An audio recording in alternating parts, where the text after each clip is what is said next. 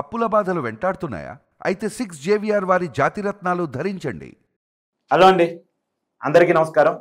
నేను మీ కట్టా కార్తీక్. నిన్న టీడీపీ ఎమ్మెల్యేలతో ముఖ్యమంత్రి టీడీపీ అధినేత చంద్రబాబు నాయుడు గారు భేటీ అయ్యారు. ఒక ముగ్గురు ఎమ్మెల్యేలకి క్లాస్ తీసుకున్నారు.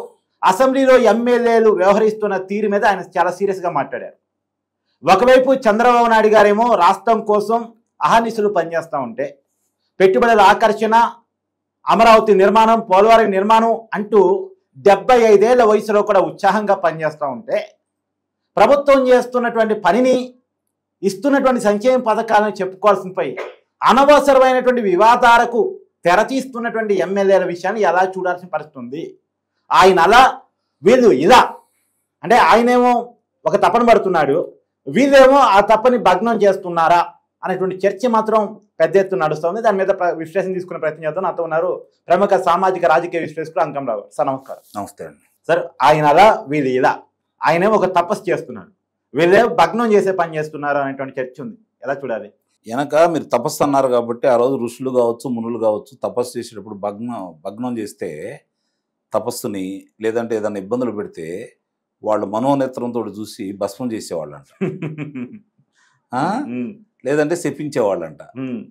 ఆ రోజు శాపాలు పనిచేసి వాళ్ళు ఏ విధంగా చెప్పిస్తారో దానికి అనుగుణంగానే వాళ్ళు ఇలా రూపురేఖలు మారుతూ ఉండేవి, వాళ్ళ కార్యక్రమాలు కూడా అట్లానే ఉండేవి. శాపాలకి బలైపోయేవాళ్ళు. అవును, ఈ రోజు కూడా అలాంటి పరిస్థితి ఎదురు కావాలా, అలాంటి పరిస్థితి రావాలని అయితే నేను కోరుకుంటున్నాను.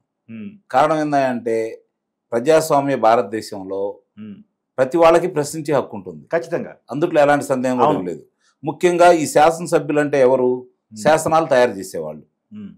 రాష్ట్ర సమస్యలు, గ్రామ సమస్యలు, ప్రజల యొక్క ఇబ్బందులు, ఇవన్నీ కూడా ఏం చేస్తే బాగుంటుంది, ఇదిగో ఈ శాసనాలు చేస్తే వీళ్ళు దారిలో ఉంటారు, ఈ శాసనాలు చేస్తే వీళ్ళకి ఆర్థికంగా పురోగతి సాధించింది, ఈ శాసనాలు చేస్తే పెట్టుబడులు వస్తాయి, ఈ శాసనాలు చేసి మనం రహదారులను పూర్తి చేద్దాం, ఇలాంటివన్నీ కూడా శాసనాల రూపేణా చేసి ప్రజలకు అందుబాటులో చేసి ప్రజల మేలు కోసం ఏం చేయాలి, విద్యా వ్యవస్థలో కావచ్చు, నీటి రంగ వ్యవస్థలో కావచ్చు, మనం ఏ విధంగా ముందుకెళ్ళాలని చెప్పని చర్చించుకొని, మాట్లాడుకొని, సూచనలు తీసుకొని, మంచి చెడులు మాట్లాడుకొని, మంచిని మాత్రమే తీసుకొని ప్రజలకు ఉపయోగపడే విధంగా శాసనాలు చేయడానికి మాత్రమే శాసనసభ్యులు. అంతే.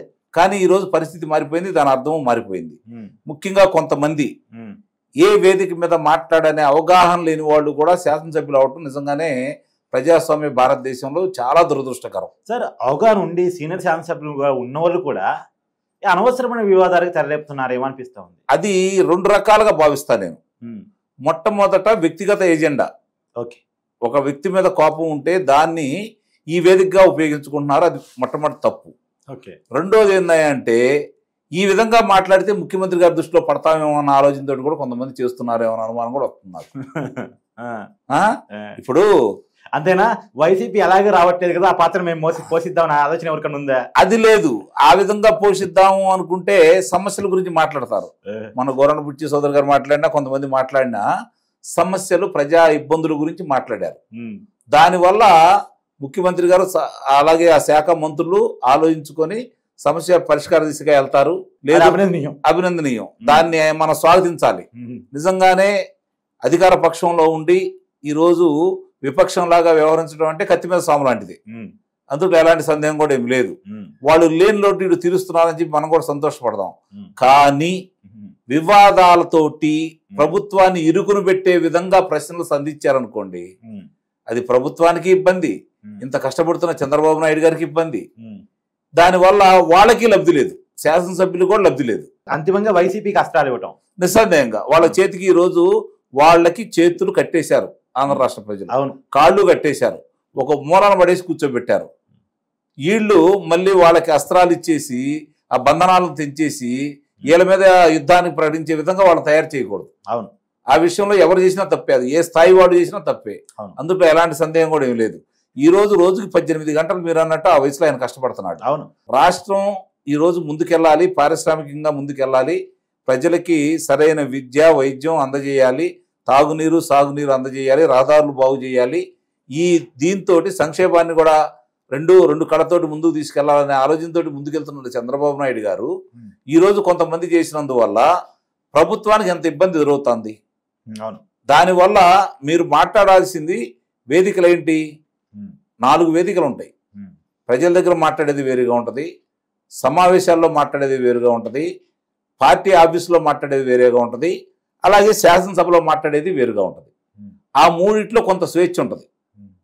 పార్టీ ఆఫీసులో అయితే ఇంకా స్వేచ్ఛ ఉంటుంది. ఎందుకంటే పార్టీ ఏం చేస్తుంది, మేమేం చేస్తున్నాము, పార్టీ వాళ్ళకి ఏం చేయాలి, ఎక్కడ పొరపాటు జరుగుతున్నాయి మాట్లాడుకునే స్వేచ్ఛ అక్కడ ఉంటుంది. ప్రజల దగ్గర మాట్లాడేటప్పుడు ప్రజల అవసరాలు ఏంటి, ఇప్పటి వరకు మేము ఏం చేశాము, భవిష్యత్తులో మీరు అడిగిన దానికి మేము ఏం చేయగలమని చెప్పి చెప్పడానికి అది ఒక వేదిక ఉంటుంది. సభలో సమావేశాల్లో ప్రతిపక్షాలను విమర్శిస్తూ వాళ్ళు చేసినవి చెప్పుకుంటూ హామీలు ఇస్తూ ముందుకెళ్తూ ఉంటారు. శాసనసభ ఏంటి, అక్కడ సూచనల వరకు మాత్రమే చేయాలి. అది పొరపాటు ప్రభుత్వ పరంగా ఏదైనా ఉంటే, లేదు ప్రభుత్వం చేసే మంచిని గురించి కూడా చెప్పాలి. ఇదిగో ఈ మంచి చేస్తున్నారు, ఈ మంచి వల్ల మా నియోజకవర్గం బాగుపడింది, లేకపోతే ఈ రాష్ట్రం బాగుపడింది, ఈ రాష్ట్రంలో ఇన్ని ఉద్యోగాలు వచ్చినాయి, మంచిని చెప్పుకోవడానికి మంచి అవకాశం. ఎందుకంటే చాలా అడ్డుకునే వాళ్ళు లేరు కాబట్టి. రెండోది, అది శాశ్వతంగా రికార్డులో ఉంటుంది కాబట్టి. అవును, శాశ్వతంగా రికార్డులో ఉంటుంది కాబట్టి. ఆపే వాళ్ళు అడ్డుకునే వాళ్ళు కూడా లేరు కదా, ఉండరు కదా. కాబట్టి ఆ విధంగా ముందుకెళ్తే నిజంగానే వాళ్ళ ఇప్పుడు వీళ్ళందరికీ కూడా ప్రత్యేకమైనటువంటి తరగతులు నిర్వహించాలి. అందులో ఎలాంటి సందేహం కూడా ఏం లేదు. అవును, ఎందుకంటే చాలా మంది కొత్తగా వచ్చారు, రాజకీయ అనుభవాలతో తక్కువ మంది కూడా ఉంది. నేను చెబుతున్నాను, గ్రామ స్థాయి నుంచి కార్యకర్తలుగా నిలిగిన వాళ్ళ పరిస్థితి వేరేగా ఉంటుంది, పార్టీకి అంకిత భావంతో చేసిన వాళ్ళ పరిస్థితి వేరేగా ఉంటుంది. కానీ మిడిమిడి జ్ఞానంతో, వేవులో వచ్చిన మిడిమిడి జ్ఞానంతో ఆర్థికంగా బలవంతులం అని చెప్పని ఒక గాలిలో వచ్చిన వాళ్ళ పరిస్థితి వేరేగా ఉంటుంది. కరెక్టే. ఇక్కడ పోరాటాల ద్వారా సాధించుకున్నారు ప్రజలు ఈ ఇళ్ళని, ఈ కూటమిని. అవును, ప్రజలు పోరాటానికి ఆ ఎమ్మెల్యే కృషి కంటే కూడా చంద్రబాబు నాయుడు గారు, పవన్ కళ్యాణ్ గారి కృషి, ప్రజలు ప్రత్యేకించి నిస్సందేహంగా పోరాటం. ఈ రోజు చంద్రబాబు నాయుడు గారు గతంలో చేసిన అభివృద్ధి, ఆయన అదుపులో తీసుకున్న విధానం, లోకేష్ బాబు గారు పాదయాత్ర, ఆయన ఇచ్చిన హామీలు, ఖచ్చితంగా. అలాగే పవన్ కళ్యాణ్ గారు ప్రశ్నించే తత్వం పాటు ఆయన ఇబ్బంది పెట్టిన విధానం, అవును, ఈ కూటమి కలవడానికి కారకులైనటువంటి పవన్ కళ్యాణ్.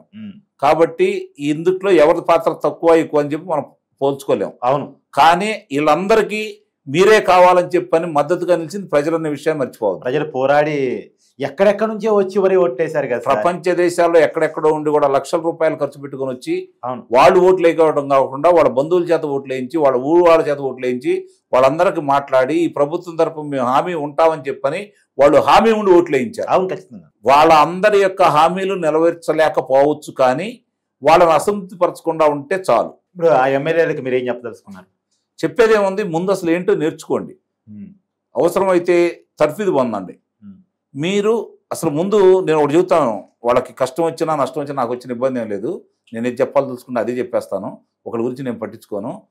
అధికార పార్టీ ఎమ్మెల్యే అయ్యి ఉండి మళ్ళీ ఎన్నిక కాలేదంటే అంతకంటే చేతగాని వాడు ఎవడు ఉండడు. ఒక మాట తెచ్చి పడేశారు. నిస్సందేహంగా చెబుతున్నాను. ఎందుకంటే మీకు అవకాశాలు, అభివృద్ధి చేయడానికి అవకాశాలు ఉన్నాయి, అధికారం మీ చేతిలో ఉంది, ప్రజల అవసరాలు మీకు తెలుసు, దాన్ని స్పందించేసి అవసరాలు తీర్చగలిగితే మిమ్మల్ని ప్రజలు ఎందుకు ఓడిస్తారు? Thank you sir.